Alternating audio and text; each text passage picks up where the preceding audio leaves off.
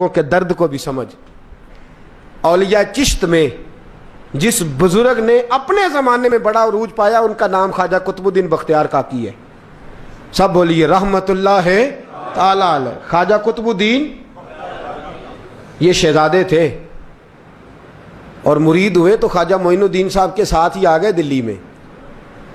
خواجہ معین الدین صاحب کی بھی کیا بات، عطائے رسول ہند الولی، اور ان کے مرید تھے بابا فرید الدین گنج شکر رحمت اللہ علیہ. اور مجھے اللہ جانتا ہے مجھے عشق کی حد تک پیار ہے بابا فرید صاحب سے، بڑا میرا درد ان کے ساتھ. اور میں جتنا اس صوفی کو پڑھتا ہوں کم ہی لوگوں کو میں نے پڑھا ہے. حضرت بابا فرید کے پیر اور خواجہ معین الدین صاحب کے خلیفہ کیا نام ہے؟ خواجہ قطب الدین. مکتب میں پڑھنے گئے نا پہلے دن، 4 سال کی عمر تھی تو قاری صاحب نے الف با تا سا پڑھایا تو انہوں نے 15 سپارے قرآن پاک کے سنا دیے. تو کہنے لگے بیٹا تجھے کیسے آئے؟ کہنے لگے میری اماں 15 سپاروں کی حافظ ہے، وہ سارا دن قرآن پڑھتی رہتی تھی، مجھے سن سن کے یاد ہو گیا ہے. یہ بالا نگالا یاد ہو سکدیاں نے تو قرآن پاک بھی یاد. اللہ خیر کرے، شرط یہ ہے کہ ہم گھر میں قرآن پڑھیں، بچوں کو سن سن کے بھی یاد ہو ہی جاتا. قطب الدین اتنا عروج پایا اس شیخ کامل نے کہ وقت کا بادشاہ بھی مرید ہو گیا. سلطان شمس الدین التمش مرید تھا، دلی کا بادشاہ بھی مرید تھا. اجمیر کا بادشاہ خواجہ معین الدین صاحب کا مرید نہیں ہوا، نہ پاک پتن کا بادشاہ بابا فرید کا مرید ہوا. لیکن خواجہ قطب صاحب کو اللہ نے یہ عظمت بھی دی، یہ شان ہے نا. اگرچہ صدقہ سارا خواجہ معین الدین کے قدموں کا ہی تھا، لیکن دلی کا بادشاہ مرید ہوا، اور اتنا اعلیٰ مرید ہوا کہ جب خواجہ قطب الدین صاحب کا وصال ہوا تو 3 شرطیں لگائی تھی. فرمایا میرا جنازہ وہ پڑھائے، جب سے توبہ کیا پھر اس کا سینے بد حرام کے لیے نہ کھلا ہو، اور جب سے توبہ کیا پھر لقمہ حرام اس کے گلے سے نہ گزرا ہو، اور جب سے توبہ کیا پھر کبھی نماز تہجد بھی قضا. بڑے بڑے صوفی میری طرح کے گردن جھکا کے کھڑے ہو گئے. 7ویں صف سے دلی کا بادشاہ نکل آیا، کہنے لگا پیرا ساری زندگی میں نے پردہ داری سے عبادت کی تھی، تو جاتی دفعہ مجھے بے نقاب کر گیا ہے. اتنا بڑا انہوں نے شخص تیار. اور حال یہ تھا، لوگ کہتے ہیں کہ فلانا آدمی امیر آدمی ہے تو حضرت صاحب کا تعلق، پیر صاحب کا تعلق زیادہ ہے، تو اس کی عمارت نہ دیکھ، کبھی کبھی اس کی پرہیزگاری بھی دیکھ، اس کی خدمت گزاری بھی دیکھ. خواجہ قطب الدین صاحب پہ بھی الزام لگتے رہے. ایک الزام یہ بھی لگا کہ قریب چلے گئے. ہوا کیا، جب بادشاہ مرید ہوا تو کہنے لگا حضرت جی میں نے بادشاہی نہیں کرنی، میں نے اب خانقاہ میں رہنا ہے. تو فرمایا بیٹا تو چھوڑ دے گا تو کوئی ظالم بیٹھ جائے گا. تو حضور پھر کیا حکم ہے؟ فرمانے لگے تو نے کرنی ہے. تو کہا حضور آپ وہ کہاں ہوتے ہیں، میں کہاں ہوتا ہوں، دل ہی نہیں لگتا. تو آپ فرمانے لگے میں ڈیرا اٹھا کے تیرے قریب لے آتا ہوں. خواجہ صاحب 1 کلومیٹر کے فاصلے پر ڈیرا اٹھا کے لے آئے. فرمانے لگے میں تیری تربیت کرتا رہوں گا، تو مخلوق کا بھلا کرتے رہنا. صلی اللہ علیہ، تو حضور کی امت کا اللہ اکبر. وہ قریب، اس وقت بھی لوگوں نے بڑی باتیں کی کہ دیکھو جی بادشاہ تھا نا تو پیر صاحب ہی نیڑے آ گئے. لوگ دیکھتے نہیں کہ اصل بات کیا ہے. خیر وقت گزر گیا، بادشاہی مرید ہو گیا تو پھر دلی سارے میں اسلام، اتنا عدل انصاف، ہندوؤں کو بات پسند نہ آئی.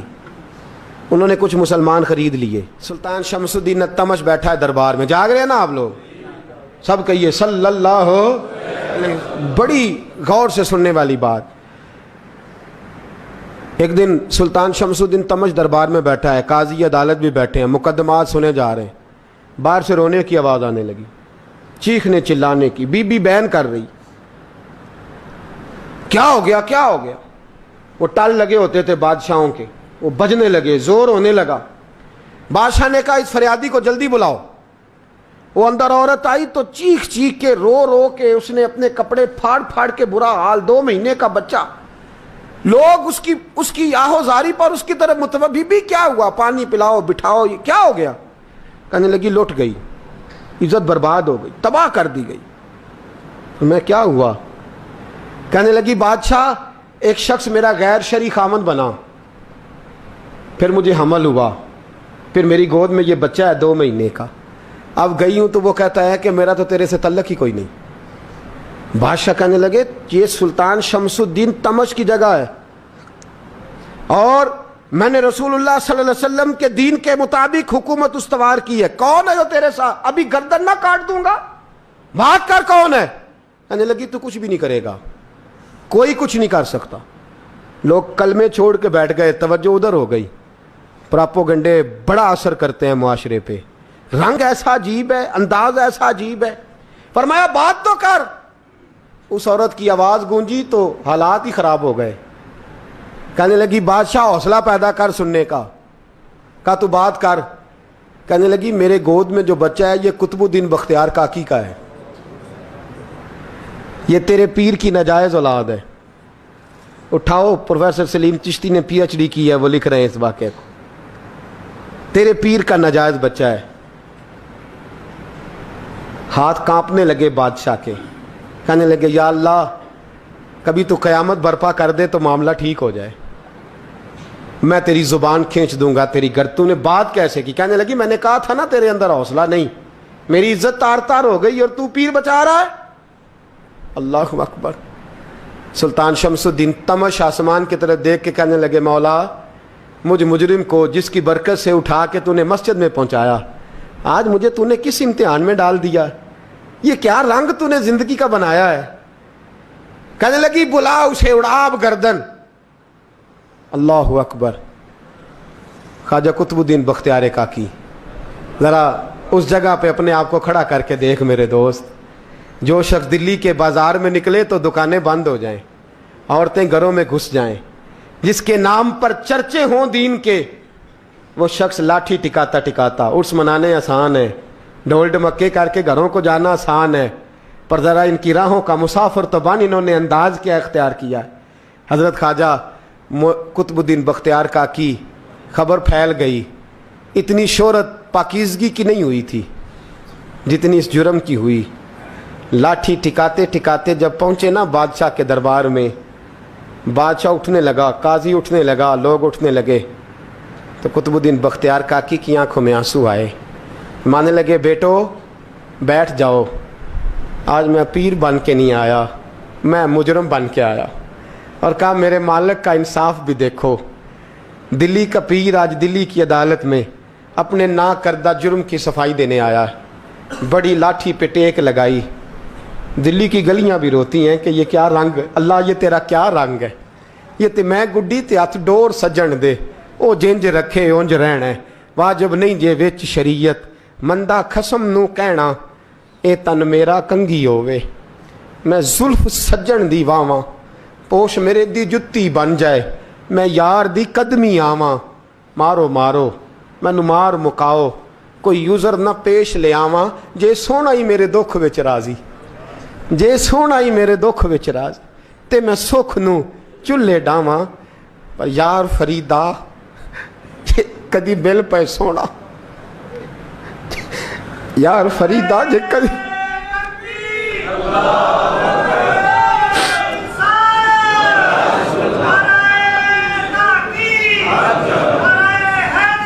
مل پہ سونا، بس انہوں رو رو حال سناواں۔ ٹیک لگائی ہے، کہنے لگی بی بی بول دے گواہی، کہنے لگی بی بی رب جانتا ہے، رب کا رسول جانتا ہے، پر میں تجھے نہیں جانتا، تو کون ہے؟ کہنے لگی اچھا وہ لوگوں کو بھیج کے تہجد کے بہانے پچھلے دروازے مجھے اندر بلانا، رب تیرا بھول جانا؟ پھر رونے لگی، پھر مکر کرنے لگی۔ مجھے بتائیے ایسا کوئی مقدمہ ہو تو لوگ کیا کہتے ہیں؟ یکدم حالات بدلتے ہیں کہ نہیں بدلتے؟ دلی کا ماحول ہی بدل گیا، سارا رنگ ہی بدل گیا۔ وہ عورت تو ہندو تھی، اس نے تو جھوٹ موٹ کے کلمے بھی پڑھ رکھے ہیں۔ اللہ اکبر۔ خواجہ صاحب پوچھتے ہیں گواہ ہے کوئی تیرے پاس؟ تو 4 کلمہ پڑھنے والے کھڑے ہو گئے۔ اللہ کرے کلمہ پڑھنے والے بکا نہ کریں، آمین تو کہیں۔ وہ کھڑے ہو کے کہنے لگے ہاں ہم نے آتے بھی دیکھا ہے، جاتے بھی دیکھا ہے۔ خواجہ قطب الدین صاحب نے نظر عثمان کی طرف اٹھائی، کہنے لگے اچھا جو تیری مرضی، میں گڈی تے ہاتھ ڈور سجن دے، وہ جنج رکھے اونج رہنا ہے، واجب نہیں وچ شریعت، مندہ خسم نو کہنا۔ کہنے لگے سلطان یار ایک رات کی مہلت نہیں دے دیتا؟ میں سویرے سلطان بھی رو پڑا کہ پیر صاحب میں نوکر اور میں بولتے ہیں اچھا حضور جیسے مرضی. باہر نکلے, خادم کہنے لگا حضور سواری پہ بیٹھ جائیں. وہ ماننے لگے نہیں یار آج پیدل جانا ہے.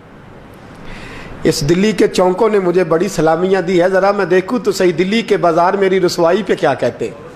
مجھے ذرا یہ پتھر بھی کھانے دے, ان کا ذائقہ بھی. پیدل گئے, دنیا سو گئی تو دلی کے بادشاہ نے اجمیر کی طرف منہ کیا. خواجہ معین الدین حیات تھے. بے خبر ہو جو غلاموں سے وہ آقا کیا ہے, بے خبر ہو جو غلاموں سے وہ منہ کیا. کہنے لگے معین الدین میں کوئی لوارث تو نہیں نا, میں کوئی لوارث ہوں کہ یہاں جو میرے ساتھ مرضی ہو جائے. تیری مجبوریاں درست مگر تیرا وعدہ تھا ساتھ دینے کا وقت آیا ہے. میں کوئی لوارث نہیں کہ اب تو اجمیر میں بیٹھا رہے اور میں دکھ سارا اکیلے برداشت کروں. بڑھاپے کا مجھے بھی پتہ ہے, کمزوری کا مجھے بھی پتہ ہے, ذوف کا مجھے بھی پتہ ہے, پر تتی تھوڑے تھکڑے خاندڑیاں, میں بھی تو تیرے نام تو مفت بھی خاندڑیاں. مجھے بھی تو پتہ ہے نا منم غلام نے علی حیدریم قادریم تمز احمد رضا خامی زنم. میں نے بھی تو اپنا نام نہیں نا جپا, تیرا ہی جپا ہے ساری زندگی. یہ لفظ کہے, کہتے میں رویا. آنکھ لگی تو حضرت خواجہ معین الدین صاحب خواب میں ملے. کہنے لگے قطب الدین میرا انتظار کرنا, میں پہنچ رہا ہوں.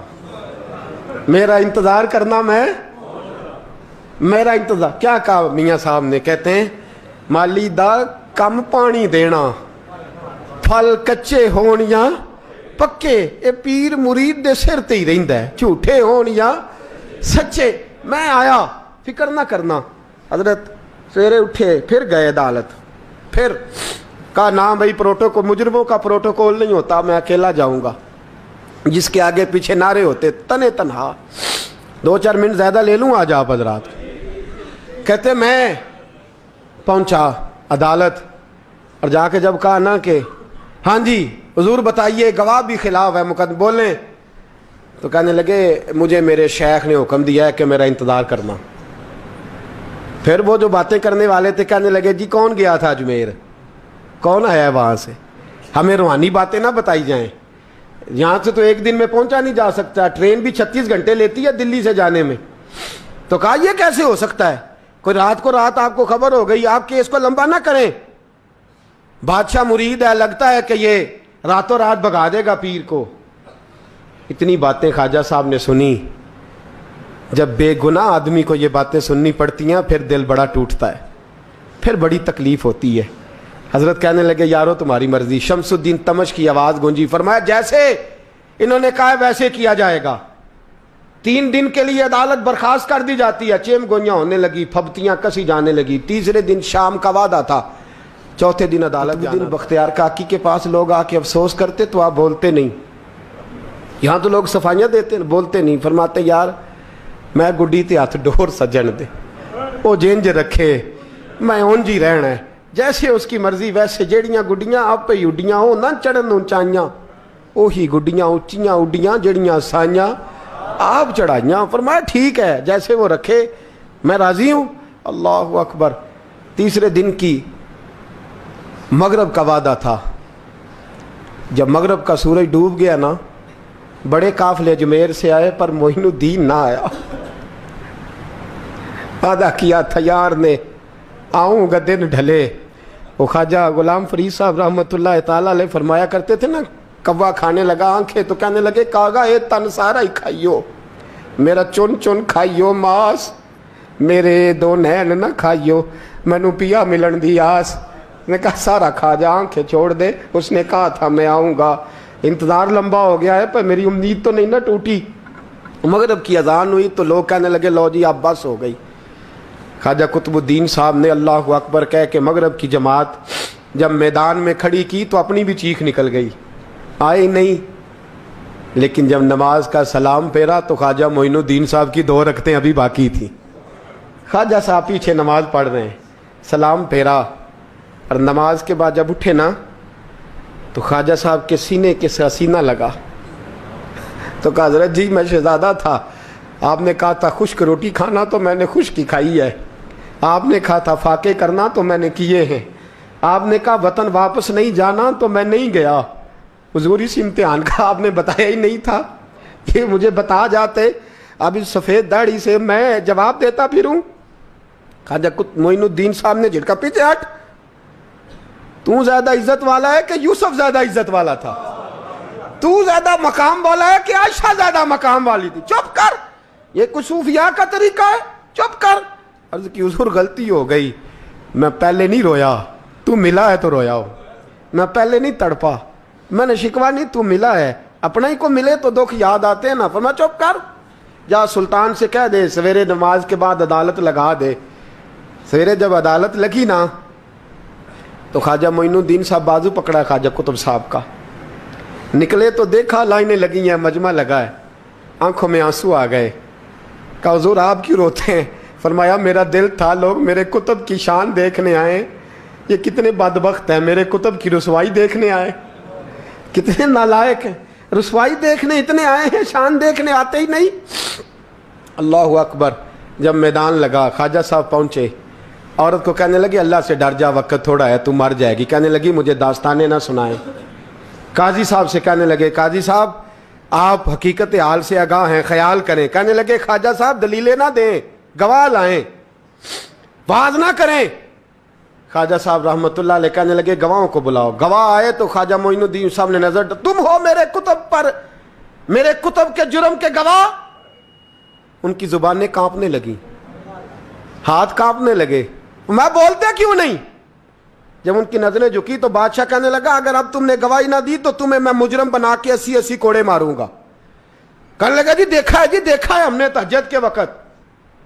جب سب گواہیاں پوری ہو گئیں, عورت بھی تڑپ رہی ہے, رو رہی ہے, 2 مہینے کا بچہ گود میں ہے. اب بولیے بولیے, علماء ظواہر بھی کھڑے ہیں, حسد کرنے والے جلنے والے بھی کھڑے ہیں, ہندو تو ویسے ہی تالیاں بجا رہے ہیں. اجمیر کا بوڑھا, اور یہ آخری پھیرا تھا خواجہ معین الدین کا دلی میں. اس کے بعد ظاہراً دوبارہ نہیں آئے.